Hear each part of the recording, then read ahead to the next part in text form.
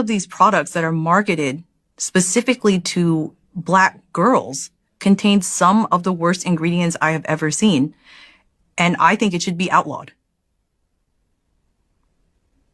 Like you said, the fragrances, the endocrine disruptors, these harsh detergents, some formaldehyde releasers. Formaldehyde's a human carcinogen. What place does it have in a beauty and personal care product? It doesn't. It needs to be removed. There needs to be better regulations and better protection for vulnerable populations. I was doing some research and I looked at Harvard Health, and it said 50% of products advertised to Black women contain endocrine disruptors, which are those disruptors that are going to impact their hormones, increase their chance of things like cancer, infertility, etc., compared to roughly 7% that are advertised to white women. And these endocrine disruptors can impact fertility and increase their chance of getting cancer.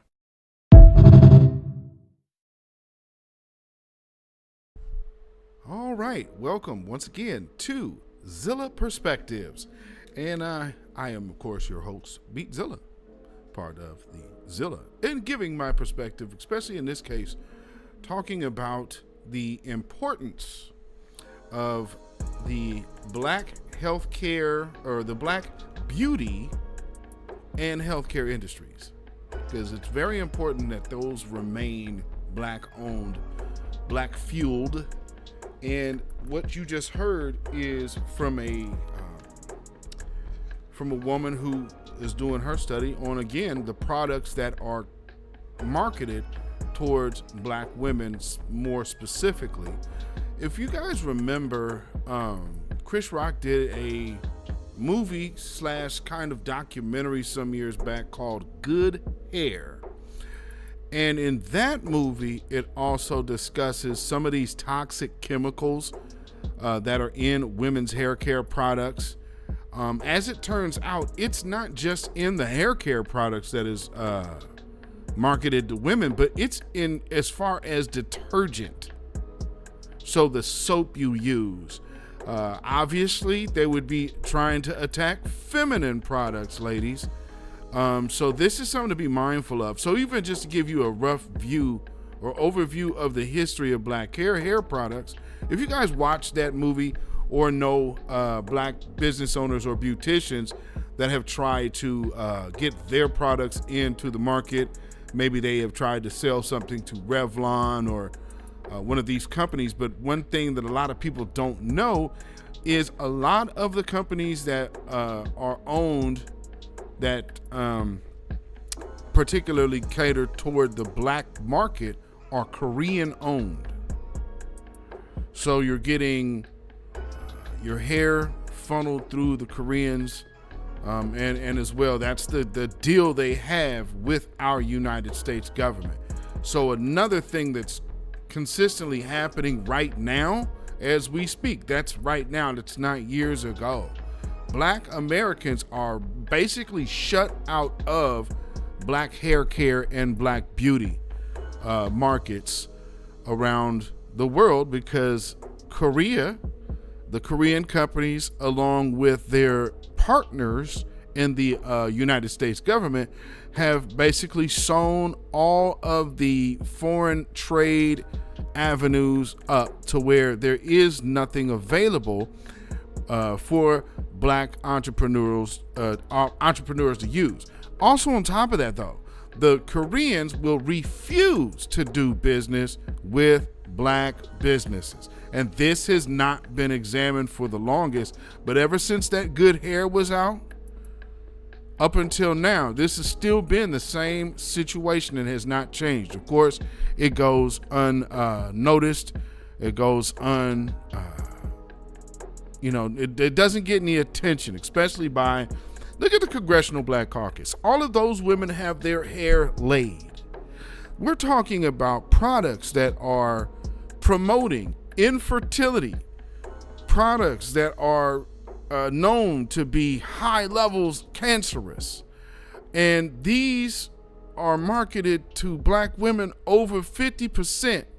So over 50% of Black products, Black themed or targeted products, have these toxins and carcinogens in them, while 7%, if you heard her right, you heard her say 7%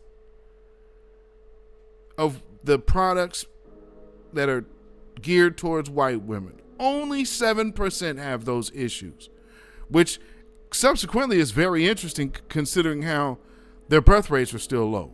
So the black hair care products, from your perms to your wigs, all of this stuff has these carcinogens in them.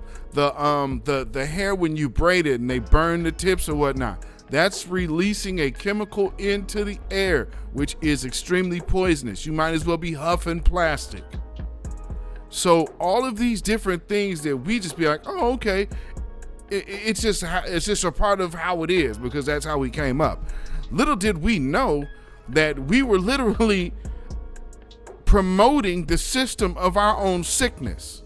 So I said all that to say, going back to this boycott of Target, my take on the boycott of Target is it might be funded by those same industries who shut out black entrepreneurs, because this is what's happening right now. If the government knows that all of these other products have all of this poison in them and they're still allowing them to go straight to the black consumers, then doesn't it make sense that for the black product, the beauty and the health products coming from these black individual companies that cater to black folks that don't have any of those unhealthy things in them, don't you think that this capitalist society and this anti-black society wants to get them out of the paint so they could replace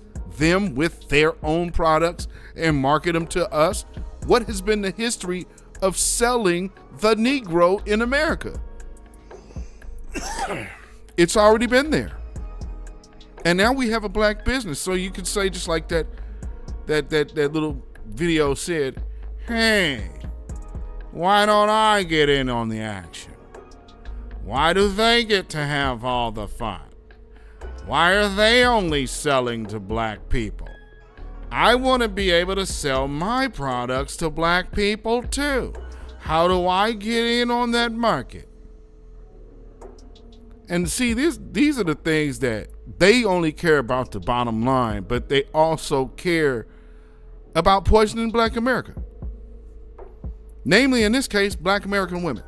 Foundational black American, you freedmen descendants, you freedmen women here in America are still targeted to be sterilized, voluntarily sterilized by the products you're taking.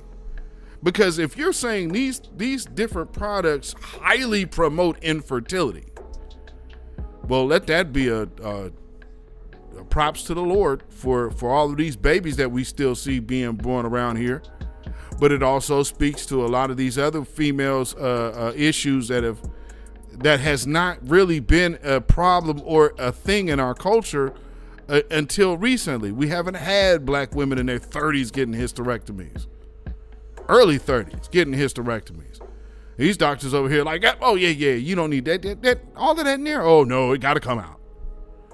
So I wanted to say, it just looks to me, when you look at the big picture of things, because I know a lot of people are trying to talk about DEI and it's the loss of DEI. Let me make one thing abundantly clear. DEI is a different program than affirmative action and civil rights. Those are not being harmed or mangled. One thing I would wish that we would see and hear are the people that really actually benefit from DEI being in the forefront of it, versus using black faces and black voices to promote something under the guise of DEI. And then you use black faces and black voices to disrupt black business and say that, well, those business owners should do this or those business owners should do that. One thing about business owners is they're in business, which means they have contractual obligations. So if they breach their contract, they go bankrupt, and the families that they support, that works for them, all of their workers lose money, and the industry has a gap. Ladies, your products that you enjoy from Sister Tabitha or Lip Bar or any of these other 100 of different groups. You know, they wanted to talk about Walmart. They kind of like going at Walmart. And I would say, especially with Al Sharpton, because who black has a product over at Walmart? That would be Sister Patti LaBelle. And I don't think they trying to disrupt that sister's money. So, you know, they went at Target, but even still, that's disrupting an industry. And right now, with what you just heard this woman say, this is the importance of black beauty and the healthcare industries. Just wanted to give my 2 cents on this. Family, as you know, you can like and share this video. Subscribe to this channel if you have not already done so. Hit that notification bell, hit the word all. That way you'll be notified anytime this channel goes live or a video is uploaded or premieres. And so this has been a Zilla Perspectives weigh in on the importance of black beauty and health industries. I believe it's very important. I think we need to keep these type of things in-house. We know what's best for our health as a community, and I think we should keep it this way, and that's something we should fight to keep. So for me, again, I'm against the Target boycott when it is harming black businesses. And this is not just a black business. This is an industry. And I want you guys to understand that. This is not just about a business. This is literally about an industry.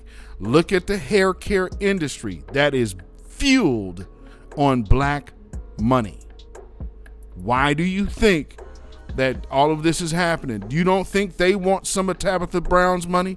They don't want Lip Bar's money? You think they don't want to invest in that and then turn it into something else? You'll be having rat blood in your lipstick if you let them get a hold of it. So, again, let me know what you guys think about this. Let me know if you agree. Let me know if you disagree. And, you know, I hope that these black businesses definitely survive this fake or this farce of a boycott from Al Sharpton, because that's my take on it. It's just an absolute farce. So it is what it is. So power to those entrepreneurs.